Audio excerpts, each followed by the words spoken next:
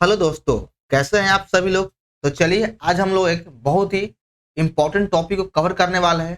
आज हम आपके साथ एक जलीय यात्रा पर चलने वाले हैं जिसमें बिहार के झील और जलप्रपात और साथ ही साथ यहाँ के रामसर स्थल से लेकर के मनोरम झीलों तक की यात्रा करने वाले हैं और उसकी जानकारी प्राप्त करने वाले हैं। और ये जो टॉपिक है जलप्रपात और रामसर स्थल से बिहार के हर एक एग्जाम में एक दो प्रश्न पूछ लिया जाता है।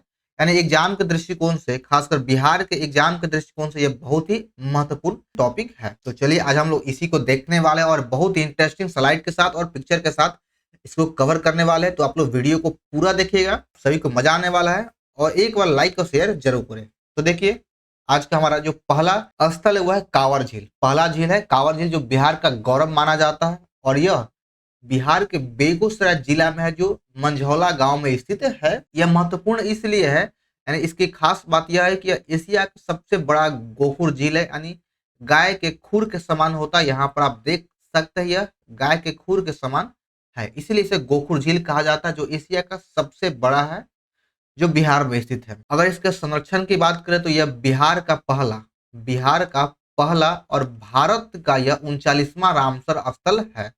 यहाँ पे मिस टाइप हो चुका है, यह बिहार का पहला और भारत का 39वां रामसर स्थल है। इसकी विशेषता यह है कि सर्दियों में यहाँ पर साइबेरियाई पक्षी यहाँ पर चले आते हैं, अपना घर बनाते हैं। इसी वजह से 1984 में इसे पक्षी बिहार घोषित कर दिया गया है। और यहाँ से जो जल प्राप्ति होता है वो बूढ़ी गंडक से यहाँ इसकी जल प्राप्ति होता है, यही कांवर झील है। बढ़ते हम लोग अगले स्लाइड की ओर। अगला है कुशेश्वर नाथ झील, जो दरभंगा जिला में स्थित है। इसे 1972 ईस्वी में पक्षी अभ्यारण्य घोषित कर दिया गया था। यहाँ के मुख्य पक्षी है पेलिकन, डालमटिया, साइबेरियन और क्रेन यहाँ के मुख्य पक्षी है। यहाँ से मछली पालन होता है और व्यापार का प्रमुख केंद्र यह झील स्थित है। कुशेश्वरनाथ झील को जल की प्राप्ति कमला और करेह नदी से प्राप्त होता है।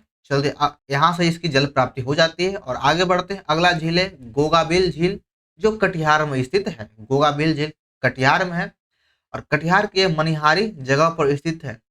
गोगाबिल झील को एक अन्य नाम से जानते हैं, वह है घोघा चा। यह बिहार का 15वां आरक्षित क्षेत्र है। बिहार का 15वां आरक्षित क्षेत्र है और साथ ही साथ इसे बिहार का पहला सामुदायिक अभ्यारण्य भी घोषित किया गया था। गोगाबिल झील की जल प्राप्ति की अगर बात करें तो इससे जल की प्राप्ति महानंदा नदी से और मानसूनी वर्षा से यहाँ पर जल की प्राप्ति हो जाती है।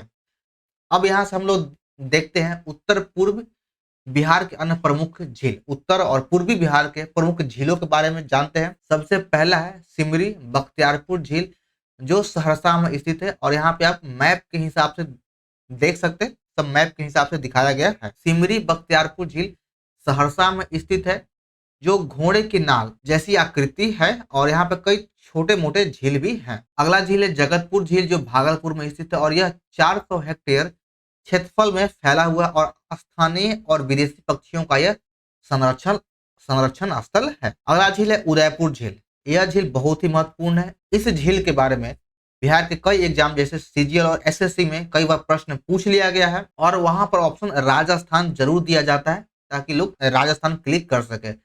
लेकिन उदयपुर झील बिहार के पश्चिम चंपारण में है और यह सरया मान के नाम से प्रसिद्ध है, जो गंडक नदी से यह जल की प्राप्ति होती है। उदयपुर झील को गंडक नदी से जल की प्राप्ति होती है। अगला झील है मोती झील, जो पूर्वी चंपारण में है। यहाँ से देख सकते हैं पूर्वी चंपारण में मोती झील है और यह पश्चिमी चंपारण हो जाता है आपका। और मोती झील मोतिहारी में स्थित है, पूर्वी चंपारण के मोतिहारी में स्थित, और यह एक ऐतिहासिक झील है। अब हम लोग देखते हैं दक्षिण बिहार की प्रमुख झीलों के बारे में जानते हैं। दक्षिणी बिहार का पहला झील है अनूप झील, जो कैमूर में स्थित है। कैमूर वन्य जीव अभ्यारण्य यहीं पर स्थित है, कैमूर में ही। घोड़ा कटोरा झील यह भी बहुत फेमस है। यह राजगीर में स्थित है और इस झील के अंदर पर्यटन के दृष्टि से यहाँ पर नौका भी होता है, नाव भी चलता है, लोग घूमने जाते हैं। तो पहाड़ियों से घिरा एक प्रसिद्ध पर्यटन स्थल है जो राजगीर में स्थित है। अगला झील है मुचलिंडा झील, जो गया में स्थित है। खड़गपुर झील या मुंगेर जिले में स्थित है। और अगला झील है बरेला झील यह वैशाली में स्थित है और प्रमुख प्राकृतिक झील है। बरेला झील यह एक प्राकृतिक झील है। चलिए अब देखते हैं हम लोग रोहतास जलप्रपात का प्रमुख केंद्र है। रोहतास के बारे में जानते हैं, यहाँ पे कौन कौन सा जलप्रपात है। तो धुआं कुंड और मझर कुंड। धुआं कुंड और मझर कुंड यह सासाराम स्थित है, जो काव नदी पर है। तुतला भवानी, यहाँ पे लोग घूमने जाते हैं, जो कचौरवाही नदी पर स्थित है। देवधारी कर्मनाशा नदी पर स्थित है। पोखरा कुंड यह गोपत पथ पर स्थित है, गोपत पथ नदी पर स्थित है, जो छोटे मोटे नदी है। और राखी कुंड यह गाय घाट नदी पर स्थित है।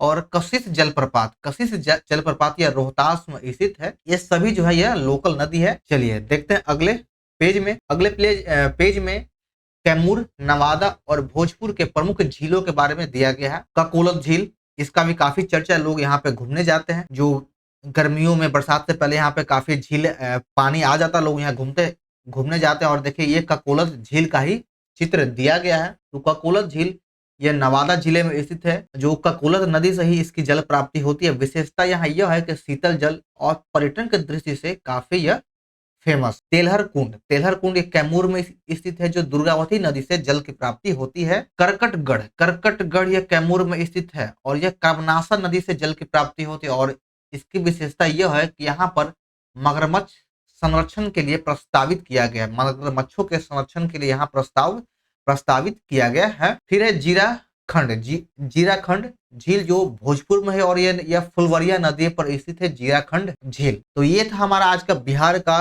प्रमुख झील और जलप्रपात, जिसको हमने मैप से जानने की कोशिश किया। और यहाँ से कई बार प्रश्न पूछ लिया जाता है। तो आप सभी को यह वीडियो कैसा लगा कमेंट जरूर करें। और हमें उम्मीद है कि आप सभी को वीडियो पसंद आया होगा, तो लाइक और शेयर जरूर करें। और जो भी इस चैनल पर नया है उस चैनल को सब्सक्राइब करना ना भूले। तो चलिए मिलते हैं फिर नेक्स्ट वीडियो में। धन्यवाद।